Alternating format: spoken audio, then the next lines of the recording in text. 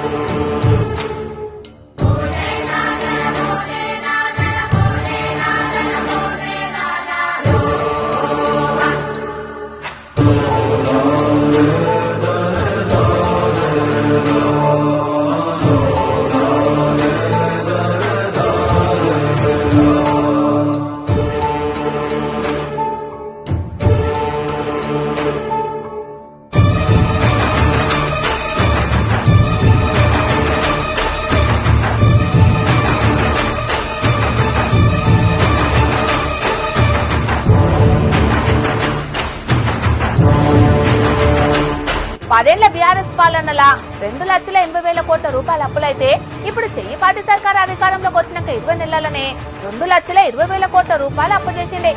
అప్పుల కంటే ఆస్తులు ఎక్కువ ఉన్నాయి. ఆస్తులు సృష్టించి మీకు అప్పచెప్పాం, సవ్యంగా నడపండి అని చెప్పి కూడా నేను విజ్ఞప్తి చేస్తాను.